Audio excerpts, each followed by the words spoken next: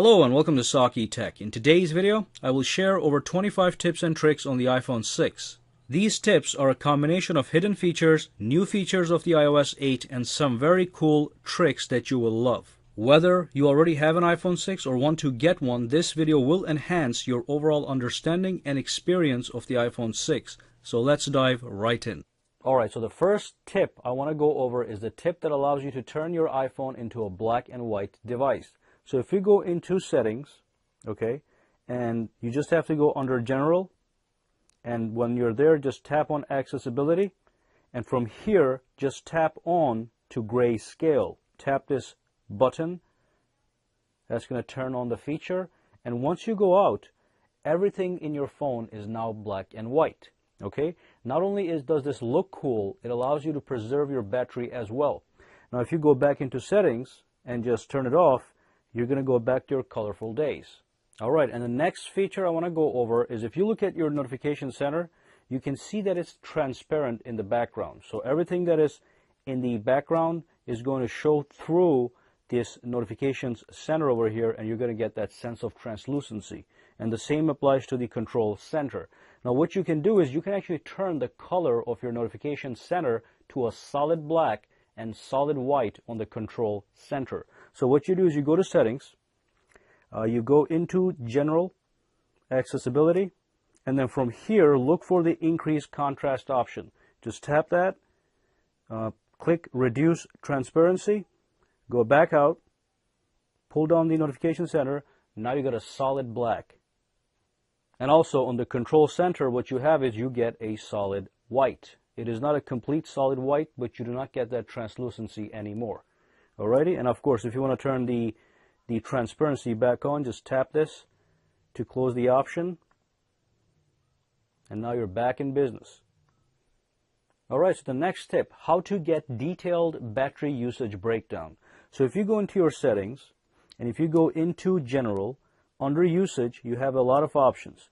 Okay, the first one is the battery usage. So if you tap this guy, so what happens here is you get full details on how your battery is being consumed. So as you can see, I've been using a lot of YouTube application, so that has been using 13% of my battery so far.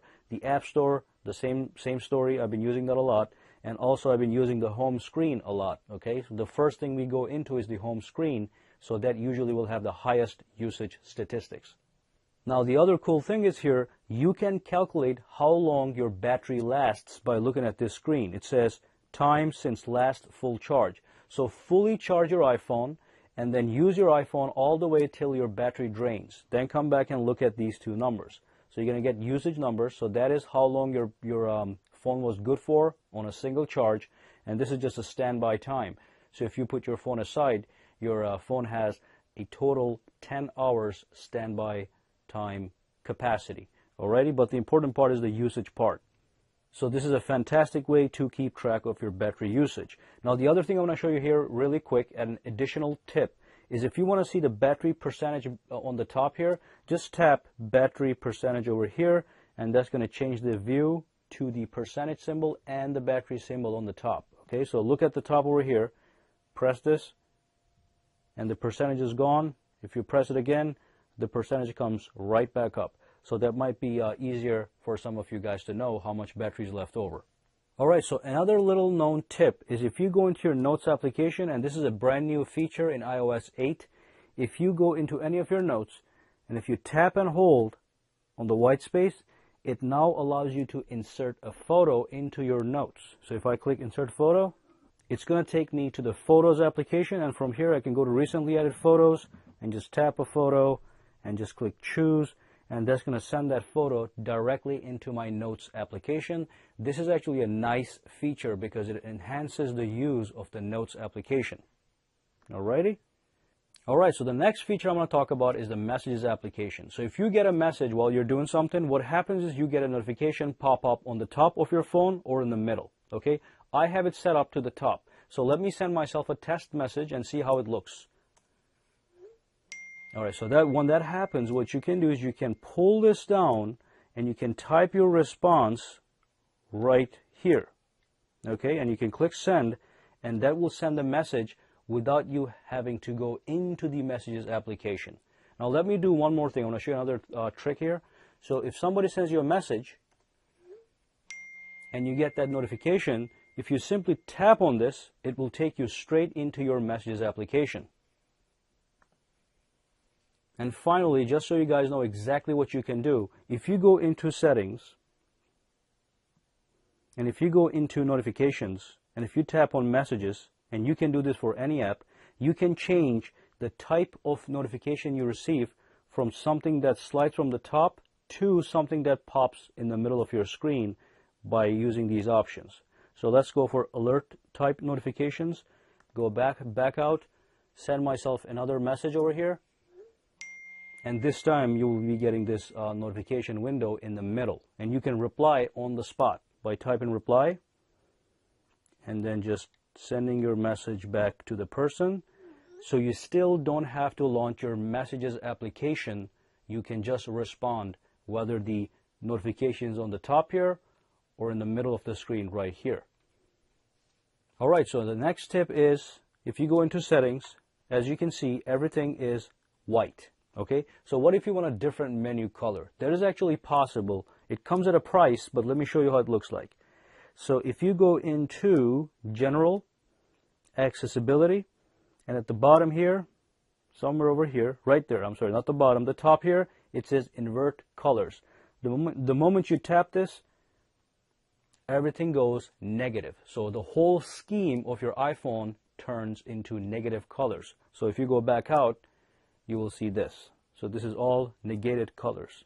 If you want to fix it, you go back to Settings, you turn off Invert Colors, and now you got the whiteness back. Alright, so another feature that I personally like using is if you go into Settings, okay, so let's go back out to the main menu, and from here go into Control Center. And from the Control Center you have two options. The one of them is Access on Lock Screen. So if I turn this off and I go back into the lock screen, oops, I do not have access to that Control Center if I turn that option off. Okay, so let me go back in. So if I turn this on, then I will get this Control Center in the lock screen. So this might be good for privacy if you don't want people accessing your Control Center and, you know, turning on the light. You can turn this off. So the other thing is access within apps. So let's say you're playing a game and you were swiping from the bottom to top by mistake. What happens is the game pauses and the Control Center pops right up. If you don't want that happening, turn this off, and now anytime you are within an application like the App Store, the Control Center is not going to work. Okay, so let me go back to the settings, turn this on. Now if you go back to another app, the Control Center will work. So you can restrict access to the Control Center. Alright, so the next few tips have to do with your camera. So if you go into your camera, and if you go into the video mode, and if you record a video, the video is recorded at 1080p at 30 frame rates per second. So as you know, the iPhone 6 comes with a feature where you can record videos at 60 frame rates per second. So if you want to do that, what you want to do, also I want you to notice one more thing, because I'm going to combine two tips together. There is no grid on the screen. So if you go to take a photo, you don't get that grid.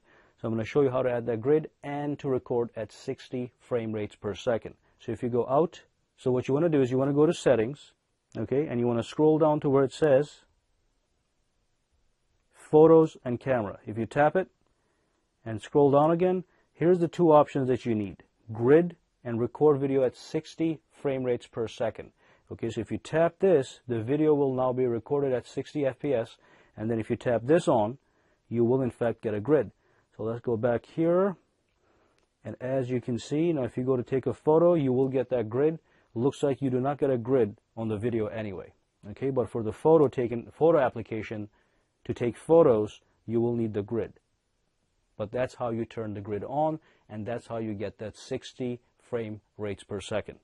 Another quick tip, if you go into Safari, and if you're scrolling all the way down on a website, let's say you went all the way down, instead of scrolling all the way back up, all you got to do is you got to tap the status bar on the top here twice. You tap it, goes right back up instantaneously.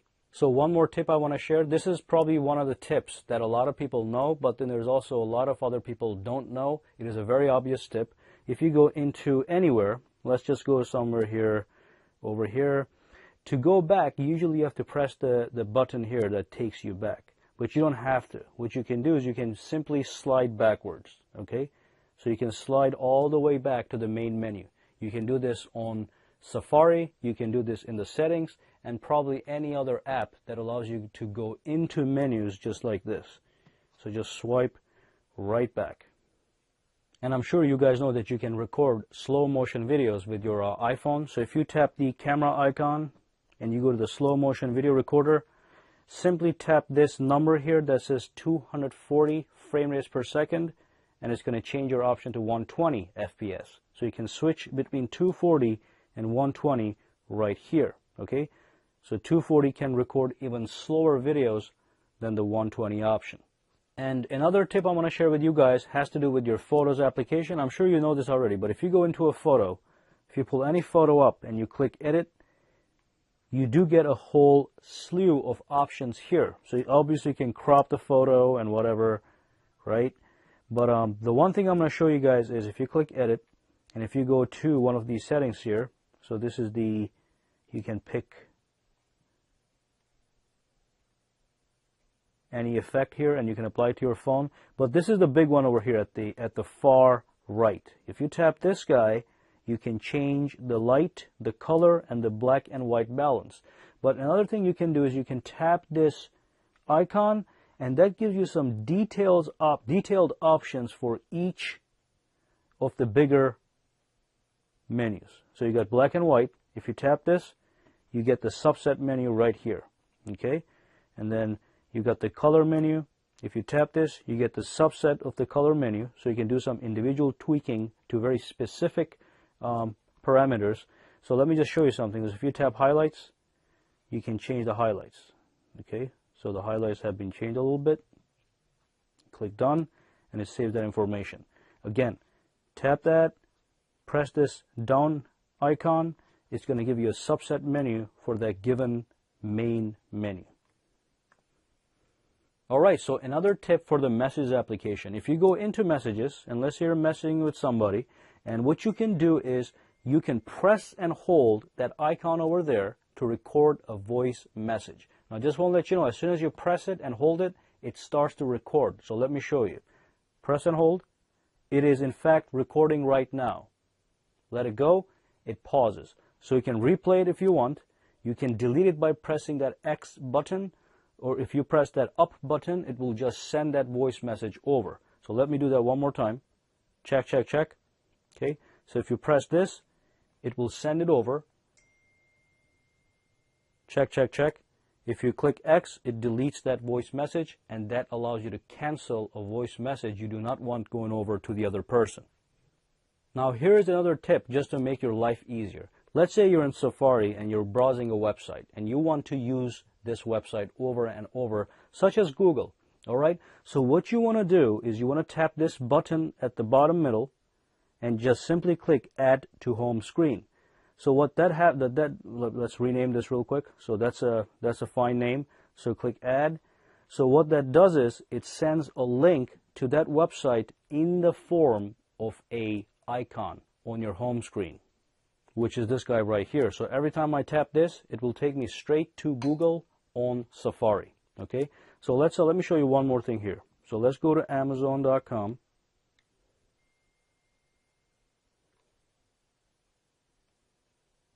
and do the same exact thing.